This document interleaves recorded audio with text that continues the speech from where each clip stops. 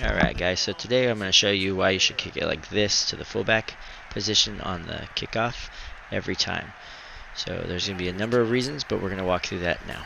Okay, so first to set it up, you're going to hit a sky high, which is triangle, and you're going to aim it all the way to the right. Now when you aim it all the way to the right, it's not going to go out of bounds, so don't worry about that. But you're going to aim it far to the right, and you're going to kick it either anywhere in between the mid section of the dark blue to the light blue section to the top, and that's going to kick it back. Now the further you do that, obviously the further it's going to kick back. But so when you're kicking it to this guy, this is the fullback on the kickoff. He's not going to have great hands. He's not going to have great speed.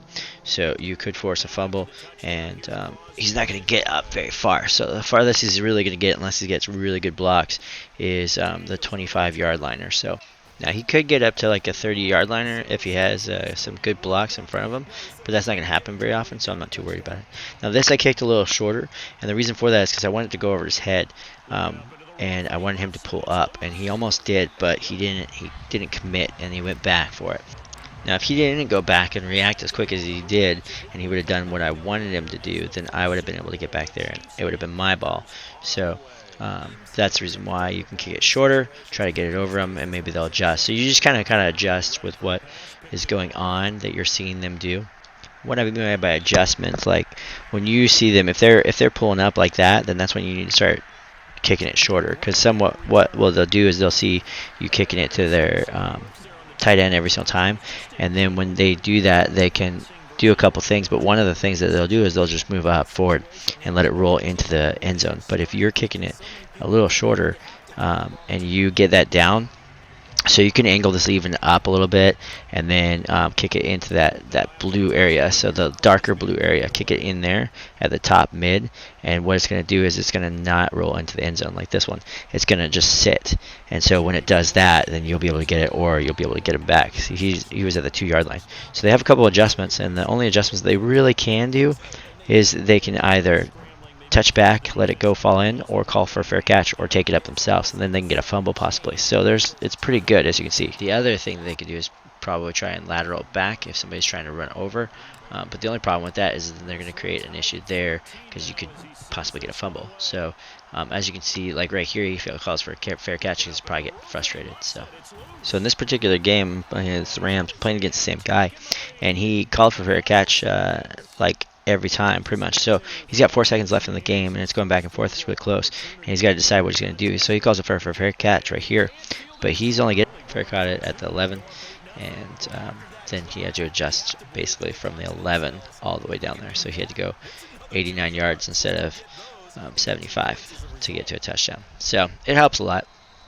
I think that over time it just adds up. It's not every single play. You're like, that one was a touchback, but it's not every play you're going to make a significant impact on these.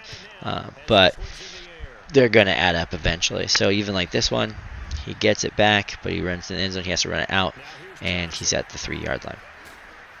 And you'll see in a couple of these, I think I actually get the ball back, or I cause a fumble. So I think maybe even in this one it's causing a fumble. But some of these are on the same guys, and you'll see that this is real gameplay against different guys online. And this is, he just miffed it, and there you go. So we got it at the 19, or he got it at the 19, but still we got him down at the 19 instead of the 25. So we're putting him at a disadvantage.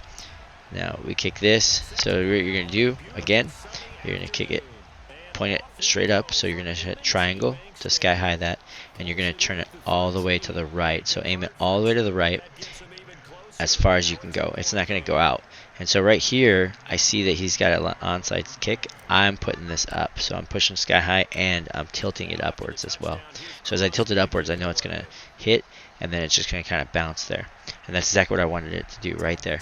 And I got the ball, and then it's my ball right there. So that's the reason why this is so effective. And he just rage quit, and it was over. So it was a close game before that, though. But that's about it, and so that wraps it up. Go ahead, go try this. You know how to do it now. See if it actually improves it on special teams. It might not seem such a big deal, but it does add up, and you will get some balls back and create some situations that put you at an advantage over your opponent. Let's go ahead and make a statement in this ball game, and that's exactly what they did. A fairly short kick. And oh, deep in his own territory. He coughs up the football. And the Packers pick it up. And